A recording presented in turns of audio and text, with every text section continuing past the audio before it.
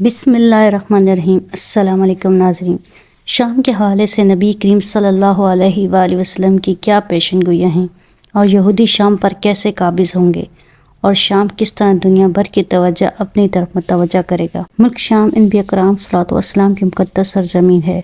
حضور پاک صلی اللہ علیہ وآلہ وسلم نے مبارکہ زندگی میں ملک شام کی فتح ہونے کی بشارت دی تھی کہ عنقریب ملک شام فتح ہو جائے گا۔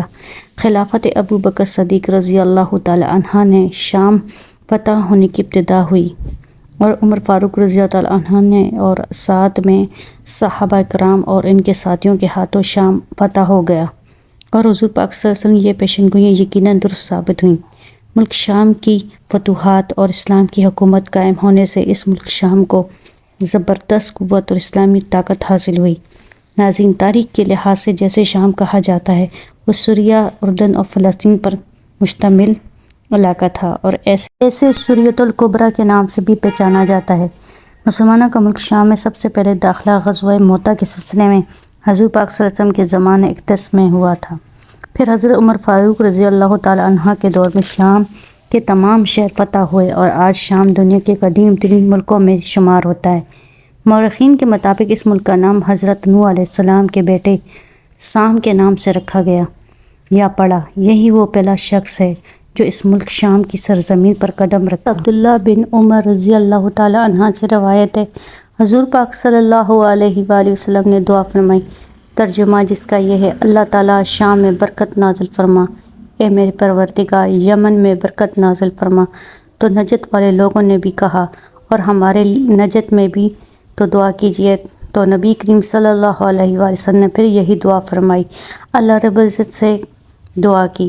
نجد والوں نے دوبارہ کہا، جس پر حضور پاک صلی اللہ علیہ وسلم نے فرمایا کہ ملک شام میں فتنے اور زلزلے ہوں گے، اور وہاں شام ملک میں شیطان قاسم نکلے گا۔ آپ نے دعا فرمائی، پروردگار ملک شام میں دین اور دنیا میں مسلمانوں کے لیے برکتیں نازل عطا فرما۔ نبی کریم صلی اللہ علیہ وسلم نے شام کو یمن پر اس لیے مقدم ترجیح دی کیونکہ شام میں ہی قیامت برپا ہوگی، وہیں فلسطین سے ریلیٹڈ ہے اور یہاں بیت المقدس ہے۔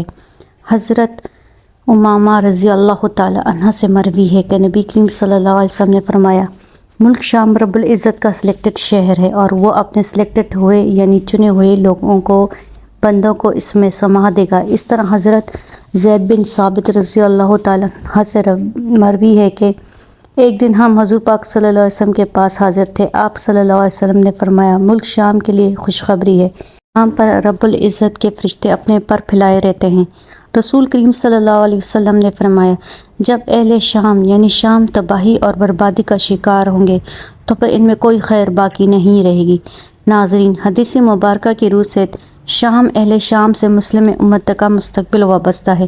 اگر ملک شام ایسے ہی برباد ہوتا رہا تو پوری امت مسلمہ کی خیر نہیں۔ یہی نبی کریم صلی اللہ علیہ وسلم کی پیشن گوئی ہے جو یقیناً پورا ہو کر رہنا ہے۔ ابھی تو 90% شام برباد ہو چکا ہے۔ شام کی موجودہ صورتحال سے آپ واقف ہی ہوں گے۔ حضور پاک صلی اللہ علیہ وسلم کی ایک اور پیشن گوئی یعنی علامات ظاہر ہو رہی ہیں۔ یاد رکھیں، شام کے متعلق روس، ایران، اسرائیل، امریکہ کا اصل ہدف جزیرہ العرب ہے، کیونکہ کفار اور یہود انصار کا عقیدہ ہے کہ دجال مسیحا ہے۔ اسی وجہ سے وہ لوگ دجال کے آنے کا انتظامات مکمل کر رہے ہیں، کیونکہ ملک شام پر قبضہ کرنا چاہتے ہیں، اور ایسا ہو کر رہے گا۔ حضرت امام مہدی کے نزول سے پہلے ضروری ہے، اور یہ حضور پاک صلی اللہ علیہ وسلم کی حدیث سے ثابت ہے، اور یہود کفار کے مظالم بڑھ جائیں گے۔ سعودی عرب، ترکی، مصر بھی باقی نہیں رہے گا۔ ہر جگہ کفار کا غلبہ ہوگا۔ خیبر، جو کہ مدینہ منورہ سے 70 کلومیٹر پر واقع ہے، وہاں بھی یہودی پہنچ جائیں گے، اور وہاں بھی ان کی حکومت قائم ہو جائے گی، اور مسلمان مدینہ منورہ پہنچ جائیں گے۔ اس وقت امام مہدی اسلام مدینہ منورہ میں ہوں گے۔ دوسری طرف دریائے تبریہ بھی خشک ہو جائے گا، اور ابھی دریائے تبریہ بھی خشک ہو رہا ہے، اور یہ نشانی بھی پوری ہو رہی ہے جو امام مہدی کے ظہور ہونے سے پہلے پوری ہونی تھی۔ جس طرح دنیا تباہی اور امت مسلمہ تباہ ہو رہے ہیں، اس طرح حضور پاک صلی اللہ علیہ وآلہ وسلم کی پیشن گوئیاں بھی صحیح حق ثابت ہو رہی ہیں۔